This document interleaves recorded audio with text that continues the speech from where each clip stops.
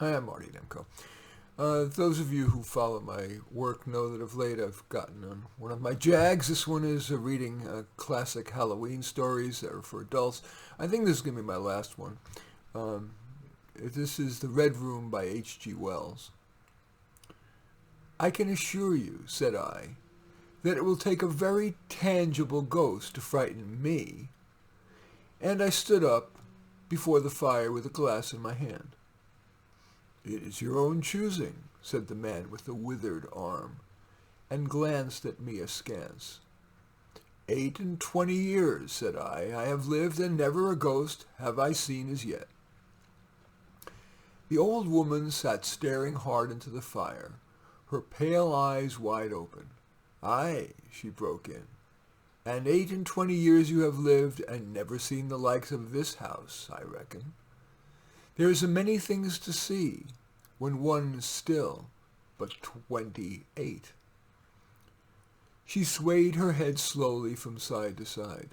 A many things to see and sorrow for.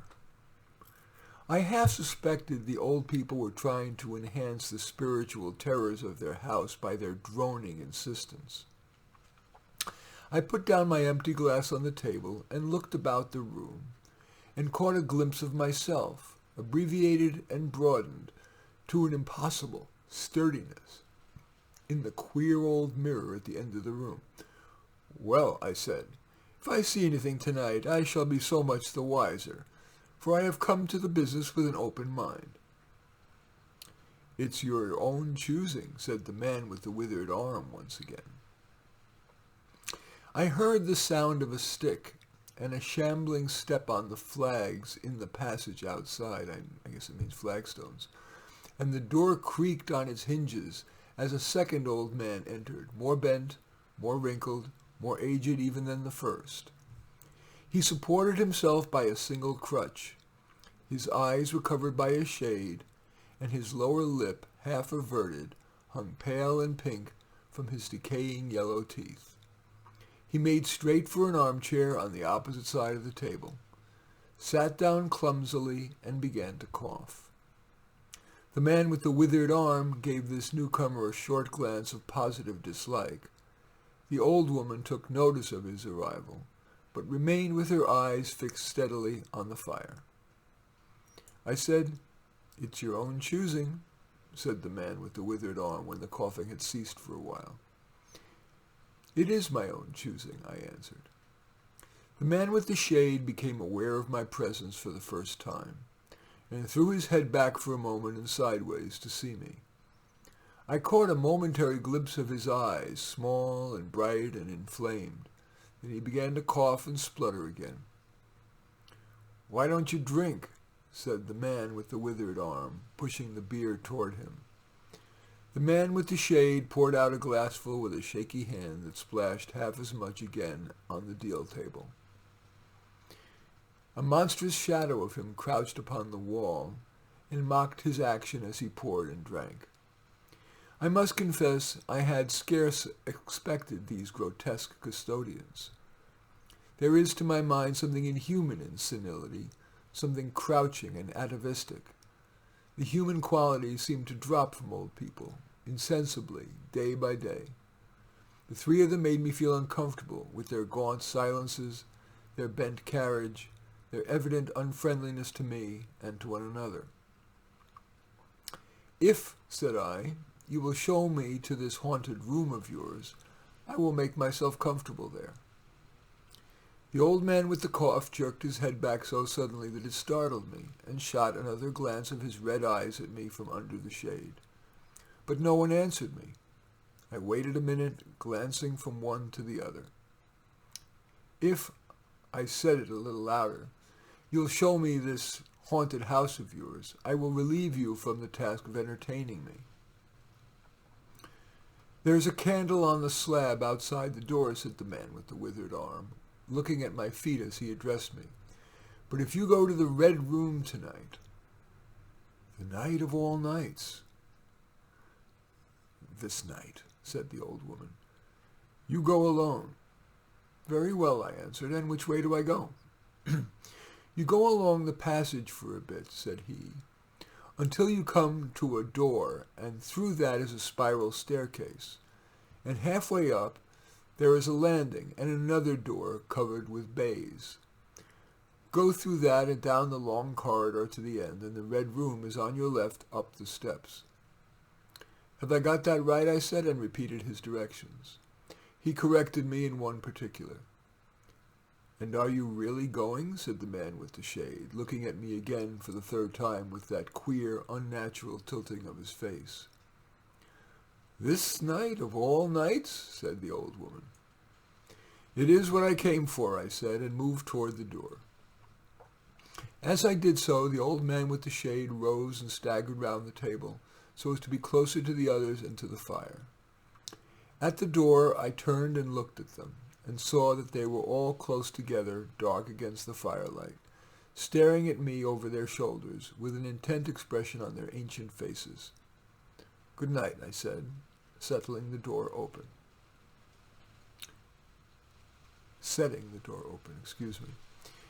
It's your own choosing, said the man with the withered arm. I left the door wide open until the candle was well alight, and then I shut them in and walked down the chilly, echoing passage. I must confess that the oddness of these three old pensioners, in whose charge his ladyship had left the castle, and the deep-toned, old-fashioned furniture of the housekeeper's room in which they foregathered, affected me in spite of my efforts to keep myself at a matter-of-fact phase. They seemed to belong to another age, an older age, an age when things spiritual were different from this of ours, less certain, an age when omens and witches were credible, and ghosts beyond denying. Their very existence was spectral, the cut of their clothing, fashions born in dead brains. The ornaments and conveniences of the room about them were ghostly, the thoughts of vanished men, which still haunted rather than participated in the world of today. But with an effort, I sent such thoughts to the right about. The long, draughty subterranean passage was chilly and dusty, and my candle flared and made the shadows cower and quiver.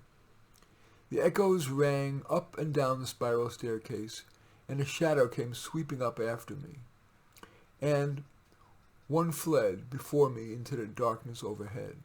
I came to the landing and stopped there for a moment, listening to a rustling that I fancied I heard. Then, satisfied of the absolute silence, I pushed open the baize-covered door and stood in the corridor. The effect was scarcely what I expected, for the moonlight, coming in by the great window on the grand staircase, picked out everything in vivid black shadow or silvery illumination. Everything was in its place. The house might have been deserted on the yesterday instead of 18 months ago. There were candles in the sockets of the sconces, and whatever dust had gathered on the carpets or upon the polished flooring was distributed so evenly as to be invisible in the moonlight. I was about to advance and stopped abruptly.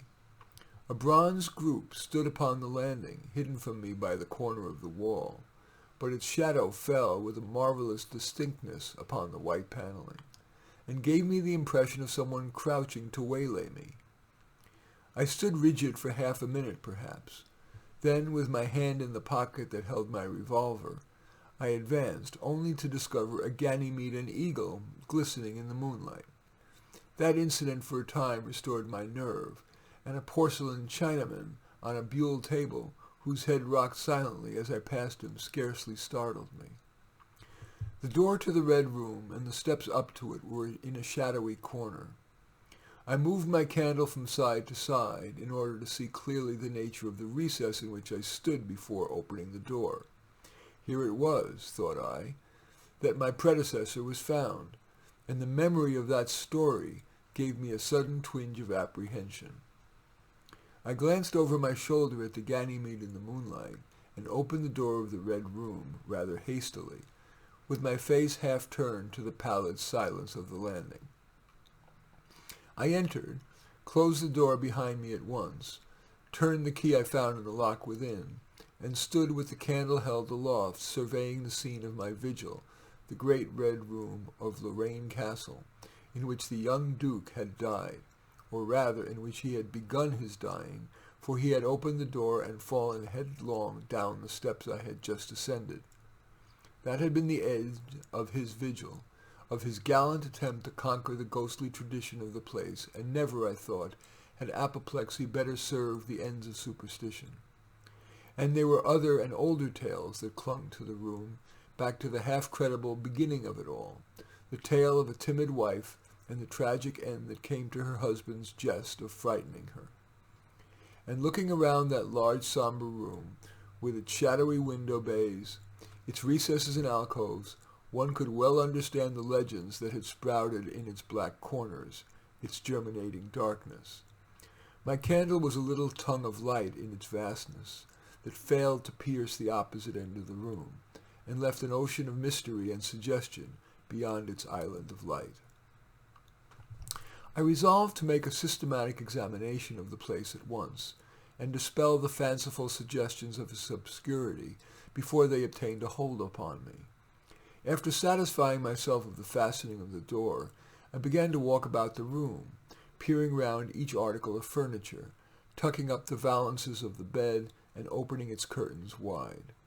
I pulled up the blinds and examined the fastenings of the several windows before closing the shutters, leaned forward and looked up the blackness of the wide chimney and tapped the dark oak paneling for any secret opening.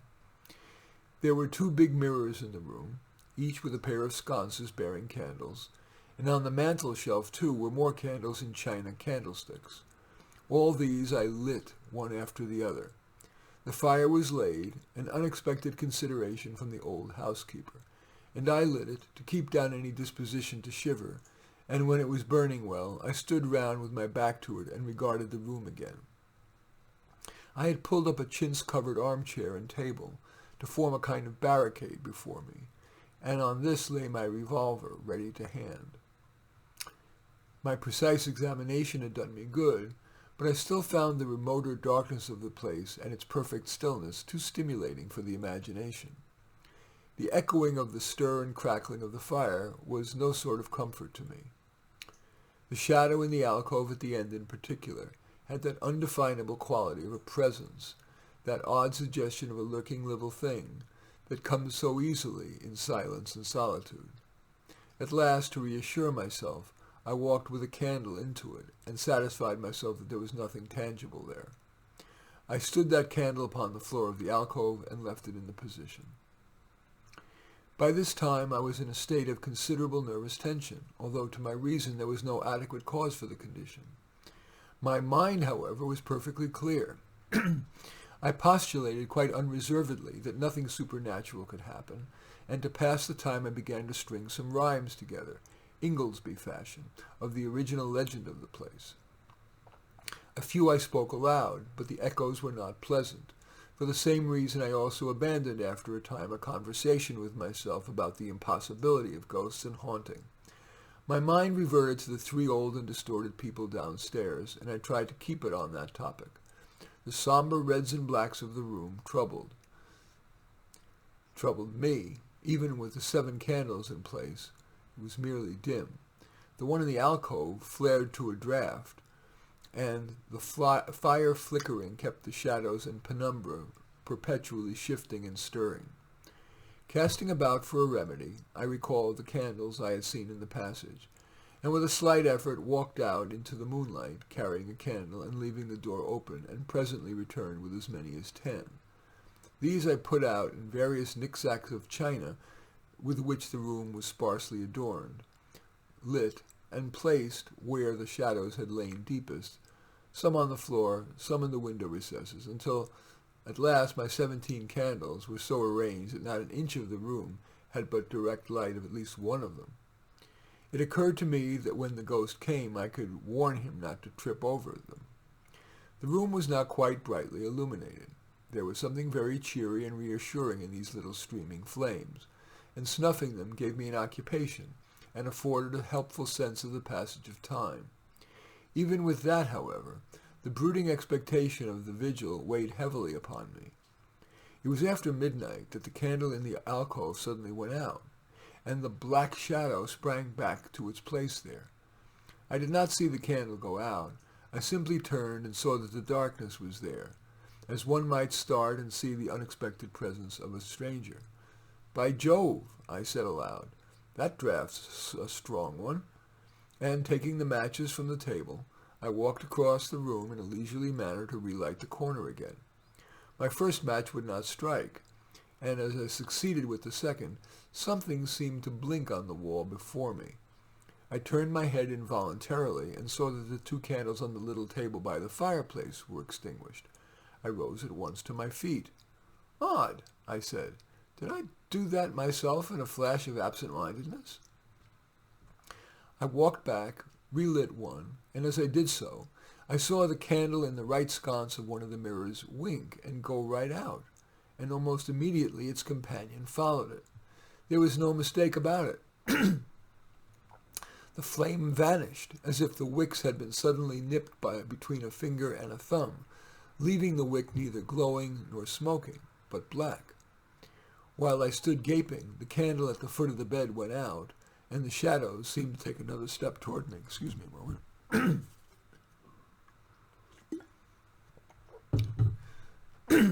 "This won't do," said I, and first one, then another candle on the mantel shelf followed. "What's up?" I cried, with a queer high note getting into my voice somehow, and that the candle on the wardrobe went out, and the one I had relit in the alcove followed. "Steady on," I said. "These candles are wanted." Speaking with a half-hysterical facetiousness, and scratching away at a match while for the mantel candlesticks. My hands trembled so much that twice I missed the rough paper of the matchbox. As the mantel emerged from darkness again, 2 candles in the remoter end of the window were eclipsed. But the same match I also relit the larger mirror candles, and those on the floor near the doorway, so that for the moment I seemed to gain on the extinctions.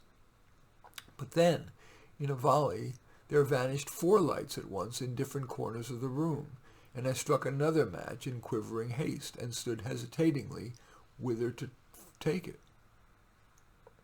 As I stood undecided, an invisible hand seemed to sweep out the 2 candles on the table. With a cry of terror, I dashed at the alcove, then into the corner, then into the window, relighting 3, as 2 more vanished by the fireplace. Then, perceiving a better way, I dropped the matches on the iron-bound deed box in the corner, and caught up the bedroom candlestick. With this I avoided the delay of striking matches, but for all that steady process of extinction, it went on, and the shadows I feared and fought against returned and crept in upon me. First a step gained on this side of me, and then on that. It was like a ragged storm cloud sweeping out the stars. Now and then one returned for a minute and was lost again. I was almost frantic with the horror of the coming darkness, and my self-possession deserted me. I leaped panting and disheveled from candle to candle in a vain struggle against the remorseless advance. I bruised myself on the thigh against the table.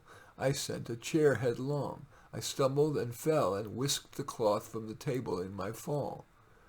My candle rolled away from me, and I snatched another as I rose. Abruptly this was blown out, as I swung it off the table by the wind of my sudden movement, and immediately the 2 remaining candles followed. But there was still light in the room, a red light that staved off the shadows from me. The fire. Of course, I could still thrust my candle between the bars and relight it.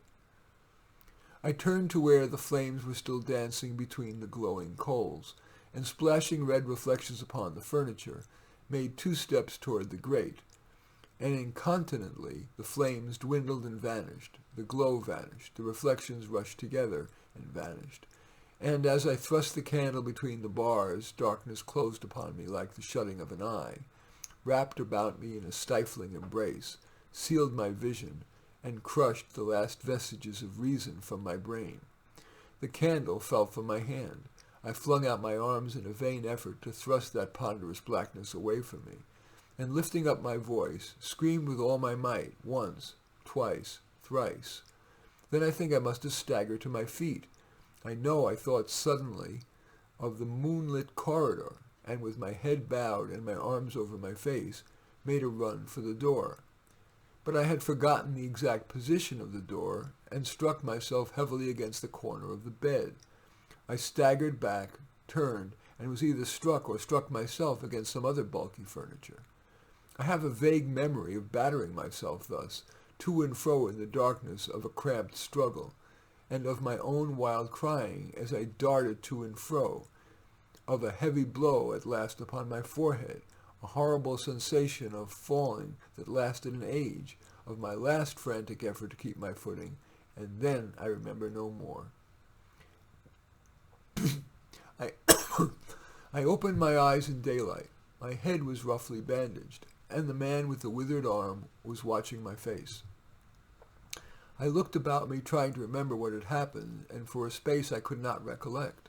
I rolled my eyes into the corner and saw the old woman, no longer abstracted, pouring out some drops of medicine from a little blue vial into a glass. "Where am I?" asked. "I seem to remember you, and yet I cannot remember who you are." They told me then, and I heard of the haunted red room as one hears a tale. "We found you at dawn," said he, "and there was blood on your forehead and lips." It was very slowly I recovered my memory of my experience. "You believe now," said the old man, "that the room is haunted?" He spoke no longer as one who greets an intruder, but as one who grieves for a broken friend. "Yes," I said, "the room is haunted. And you have seen it, and we, who have lived here all our lives, have never set eyes upon it, because we have never dared. Tell us, is it truly the old Earl who—" "No," I said, "it is not." "I told you," said the old lady with the glass in her hand. "It is the poor young countess who was frightened." "It is not," I said. "There is neither ghost nor earl nor ghost of countess in that room." "There is no ghost there at all, but worse, far worse." "Well," they said. "The worst of all the things that haunt poor mortal man," said I, "and that is, in all its nakedness, fear that will not have light nor sound, that will not bear with reason, that deafens and darkens and overwhelms. It followed me through the corridor. It fought against me in the room." I stopped abruptly. There was an interval of silence. My hand went up to my bandages. Then the man with the shades sighed and spoke. "That is it," said he. "I knew that was it, a power of darkness. To put such a curse upon a woman, it lurks there always. You can feel it even in the daytime, even of a bright summer's day, in the hangings, in the curtains, keeping behind you, however you face about. In the dusk it creeps along the corridor and follows you, so that you dare not turn. There is fear in that room of hers, black fear, and there will be, so long as this house of sin endures." Anyway, that's the story. I guess it's about the fears we create internally. In any event, I'm Marty Nemko. I thank you for watching. I welcome your thumbs up and accept your thumbs down. I always look forward to your comments, and especially like you to hit the share button below. Share on your social media so that my efforts can have broader impact. And I am flattered if you choose to subscribe to my channel, which usually consists of my self-help advice around career, relationships, money, the meaning of life. But occasionally I intersperse my piano playing and or reading others' work. And in the last week or so, I have been reading Halloween-related stories, mainly aimed at adults. In any event, I do thank you for watching. I am Marty Nemko.